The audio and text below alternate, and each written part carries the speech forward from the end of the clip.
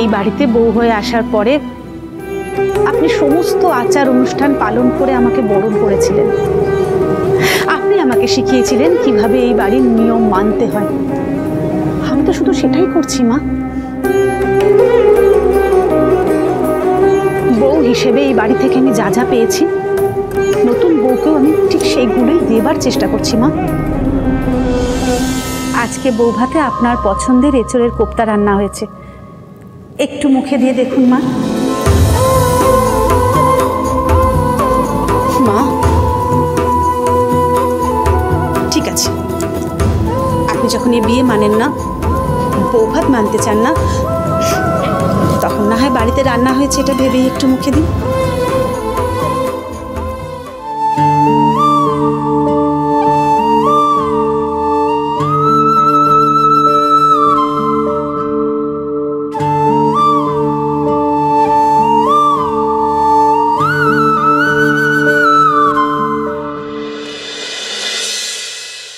Good afternoon sir.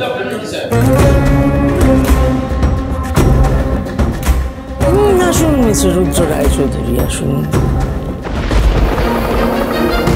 আসুন sir. আসলে Maheshwari madam এসেছেন বলে আমি তোকে ফোন করলাম। আমি বলেছিলাম আনন্দকে ফোন না করতে। নতুন বিয়ে হচ্ছে, আজ আবার ভাত কাপড়ের অনুষ্ঠান হচ্ছে, কি দরকার এই সময় ওকে ফোন করে ডিস্টার্ব করার।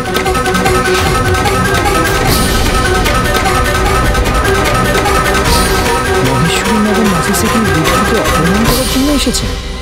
ঠাম্মি রুদ্রকে কুচিয়ে ডোজ দেবে মনে হচ্ছে।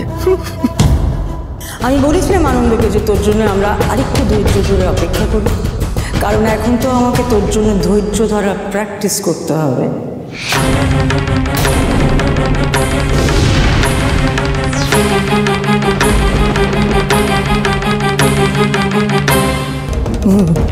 ভাত কাপড়ের অনুষ্ঠান কেমন হলো? স্বামী স্ত্রী মিলে সবার আশীর্বাদ নিলি? রুদ্রর পাঞ্জাবিটা কিন্তু দারুণ হয়েছে না? হ্যাঁ, ওর চোখে মুখে তো শিক্ষা আর ভদ্রতার ছাপ ছিলই, এখন ভালোবাসার ছাপটাও ফুটে উঠেছে। ভালো। মহেশমতি, তুমি বসো, আমরা বসে কথা বলি। কথা বলার মতো কিছু বাকি আছে নাকি আমাদের? আমার নাতনির সঙ্গে যা হয়েছে তার জন্য তোর চেহারায় যদি এতটুকু অপরাধবোধ থাকতো, তাহলেও আমি তোর কথা শুনতাম। তোর মধ্যে এতটুকু অপরাধবোধ থাকলে আমি তোকে জিজ্ঞেস করতাম, কেন করলি আমার নাতনির সঙ্গে? কিন্তু এখন তো মনে হচ্ছে কথা বাড়িয়ে লাভ নেই। তুমি তো বলেছিলে মহেশমতি, সামনাসামনি বসে কথা বললে 99% প্রবলেম সলভ হয়ে যায়। বলেছিলাম, কিন্তু কি জানিস তো রুদ্র, এই সমস্যাটাই বাকি 1%-এর মধ্যে পড়ে। এটা মুখোমুখি বসে কথা বললেও সমাধান করা যায় না। রুদ্র, বিষয়টা কিন্তু তর্ক করার নয়, এটা আমাদের ধীর ভবিষ্যতের প্রশ্ন। আর এই মুহূর্তে ধীর ভবিষ্যৎ অন্ধকারের দিকে চলে যাচ্ছে। তোমাকে এখানে কোনো কথা বলতে আমি বলিনি।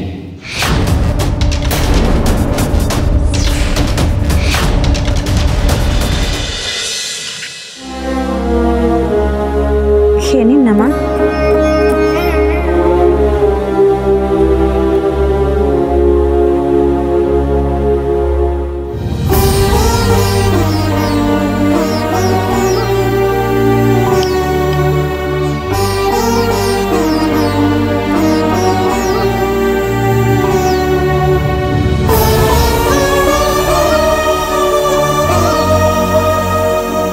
আচ্ছা, আজকে কোপ্তাটা কি একটু অন্যরকম ভাবে রান্না করা হয়েছে? হ্যাঁ মা, আজকে তো ঠাম্মিকে আমার কথা বলো না, বলো না এটা আমি রান্না করেছি। গৌরীর কথা বললে মা যদি আবার রাগ করে না খান। মা, আজকে রান্নাটা অন্যভাবে হয়েছে কেন বলছেন? এই কোপ্তাটায় না ভাজা মশলার স্বাদ পাচ্ছি, ঠিক ধীরের বাবা মার হাতের রান্নার মতো। অনেকদিন বাদে এইরকম স্বাদ পেলাম। ধীর বাবা মা ঠিক এরকম ভাবেই কোপ্তা করতো। প্রিয়ার বাবা মায়ের মতো হয়েছে আমার রান্নাটা। আমি কি করে ওনাদের মতো রান্না করা শিখবো? আপনার চোখে জল কেন মা? কি করব বলো, আমি যে তোর কথা দিয়েছিলাম ধীকে আমার বাড়ির বউ করব, আমি তো সে কথা রাখতে পারলাম না। আমার নাতি রুদ্রর জন্য আজকে আজকে ধী এত কষ্ট পেয়ে সুইসাইড পর্যন্ত করতে গেছিল।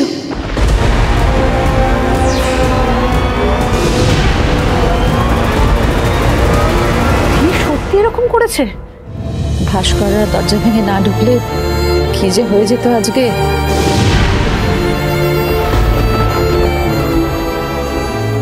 প্রিয়া এটা কি করছিল? সুইসাইড করতে যাচ্ছিল? ওর কিছু হয়ে গেলে যে মহেশ্বরী ম্যাডাম নিজেকে সামলাতে পারবেন না। রুদ্র ওই মেয়েটাকে বিয়ে করে আনার পর থেকে সব সমস্যা শুরু হয়েছে। কিছু না কিছু অঘটন ঘটেই চলেছে। মা, ধীরের জন্য আমারও খুব খারাপ লাগছে, কিন্তু এতে গৌরীর কি দোষ বলুন? গৌরীর কিছু দোষ নেই। আজকে যদি ধীর কিছু হয়ে যায় তার জন্য দায়ী ওই গৌরী মেয়েটাই।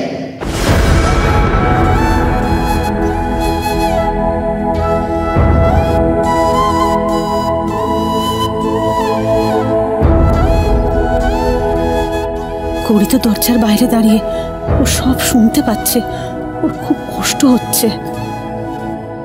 থাক না মা এসব। হ্যাঁ, তুমি আমাকে থামিয়ে দিতেই পারো।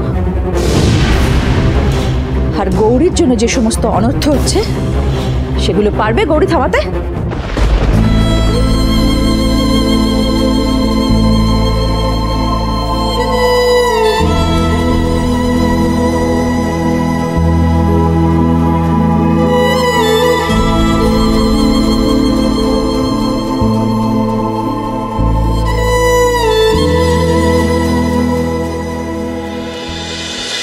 যা হয়েছে সেটা হয়তো না হলেই ভালো হতো, কিন্তু আমি কাউকে কষ্ট দেওয়ার জন্য কিছু করিনি মহেশমতি।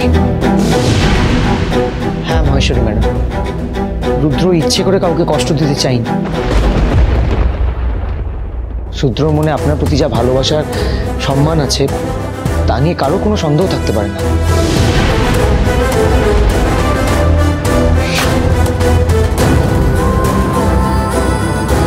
যে ভালোবাসার সম্মান নিয়ে আমি এখন কি করব? আমার নাতনিকে তো সম্মান করা হলো না। আজকে রুদ্রর জন্য আমার দিদিভাই কষ্ট পাচ্ছে।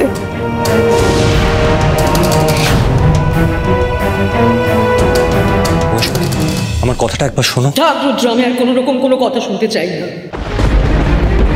তোর মুখের কথা আর তোর ব্যবহারে কোনো মিল নেই, সেটা আমি নিজের চোখে দেখলাম।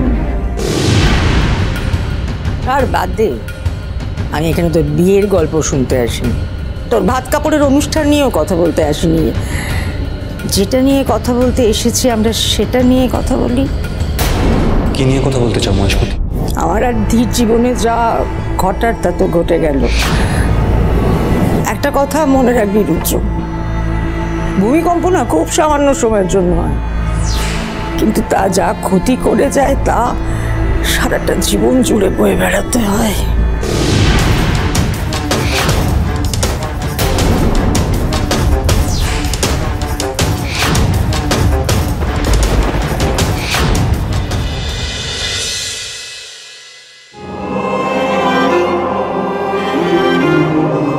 মা, কি করছো?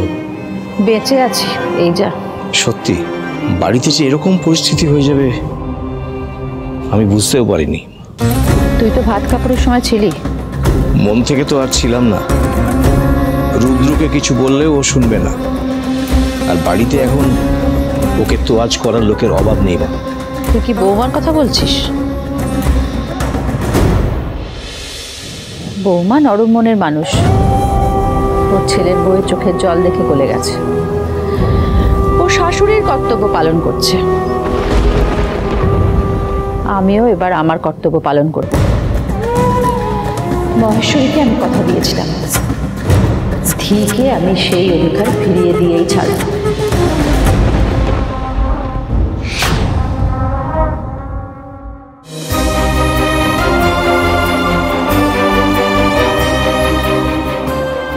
আমার নাতি রুদ্রর জন্য আজকে আজকে ধী এত কষ্ট পেয়ে সুইসাইড পর্যন্ত করতে গেছিল।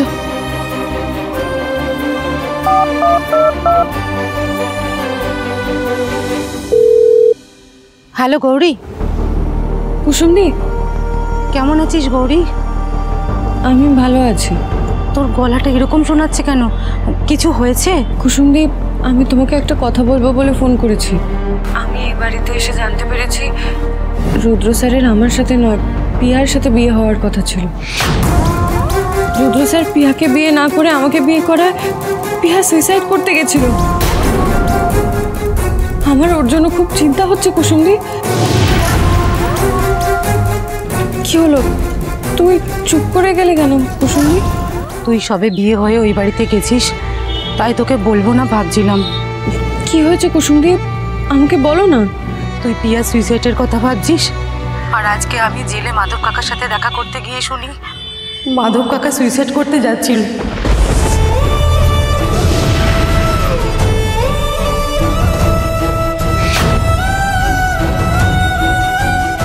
গৌরী, গৌরী, গৌরী কথা বলছিস না কেন?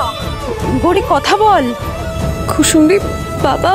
গৌরী, আমাদের যত তাড়াতাড়ি সম্ভব মাধব কাকাকে জেল থেকে বের করে আনতে হবে। তুই রুদ্র স্যারের সাথে কথা বল একবার। রুদ্র স্যার তো বলেছেন বাবাকে জেল থেকে বার করে নিয়ে আসবে। তুই আবার বলে দেখ গৌরী, যত তাড়াতাড়ি সম্ভব মাধব কাকাকে আমাদের জেল থেকে বের করে আনতেই হবে। জেলে মানুষটা একদম ভালো নেই। ঠিক আছে কুসুমদি, তুমি একটু বাবাকে দেখে রেখো, মাঝে মাঝে বাবার সাথে গিয়ে দেখা করে এসো। আমিও চেষ্টা করব বাবার সাথে গিয়ে দেখা করে আসার। তুই তো অনেক বড় একটা যুদ্ধে নেমেছিস রে গৌরী, অনেক বড় আত্মত্যাগ করে। নিজের ছেলে মেয়েরাও এমন করে কিনা সন্দেহ। তুই তো নিজের খেয়াল রাখিস গৌরী।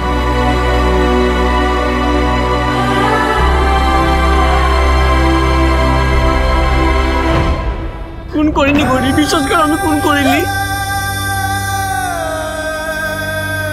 আমি জেলে মাধব কাকার সাথে দেখা করতে গিয়ে শুনি মাধব কাকা সুইসাইড করতে যাচ্ছিল।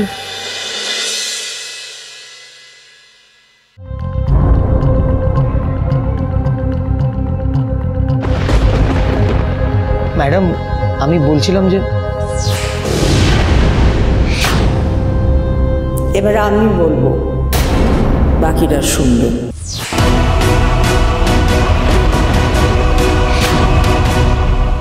পিকু,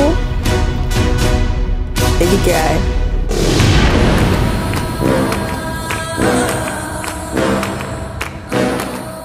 এই চেয়ারটায় বস।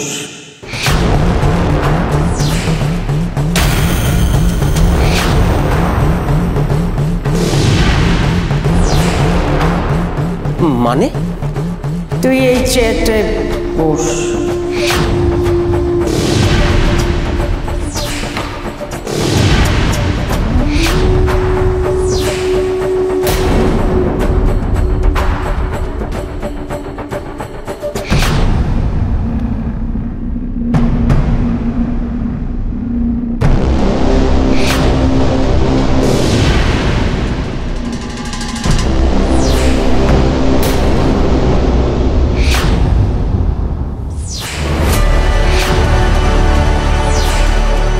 পিকু, আজ থেকে এই চেয়ারটার দায়িত্ব তোর।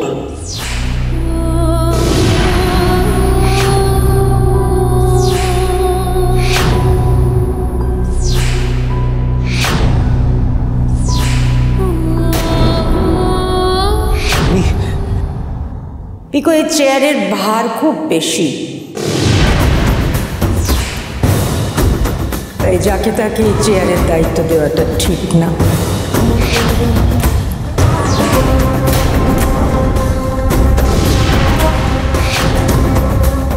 এই হরগরিব ব্যবসার সমস্ত কাজ এই চেয়ারটা থেকেই হয়। আজ থেকে আমি হরগৌরীর সব দায়িত্ব তোকে দিলাম।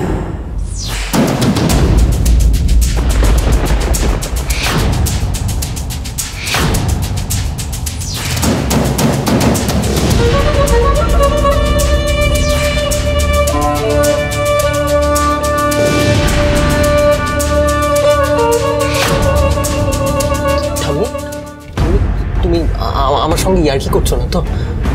আজ থেকে হরগৌরীর সমস্ত দায় দায়িত্ব আমি তোকে দিলাম। থ্যাংক ইউ সো মাচ ঠাম্মি, থ্যাংক ইউ।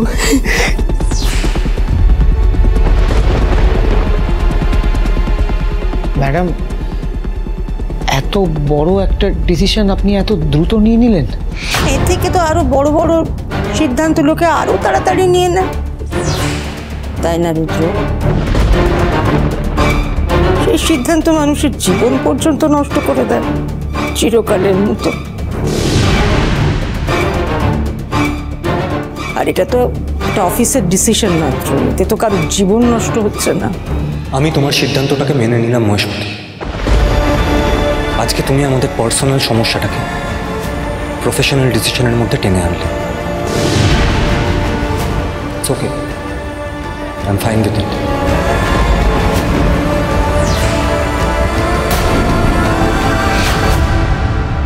তোমার অফিস, তুমি কাকে দায়িত্ব দেবে, কাকে দায়িত্ব থেকে সরিয়ে নেবে, সেটা তোমার ব্যাপার।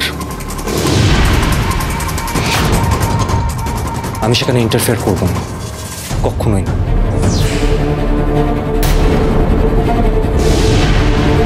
তাই আমার জীবনের যে সিদ্ধান্ত আমি নিয়েছি তাতেও যেন কেউ ইন্টারফেয়ার না করে।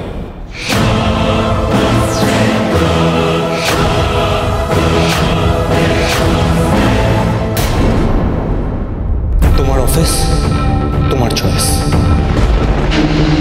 আমার লাইফ, আমার চয়েস।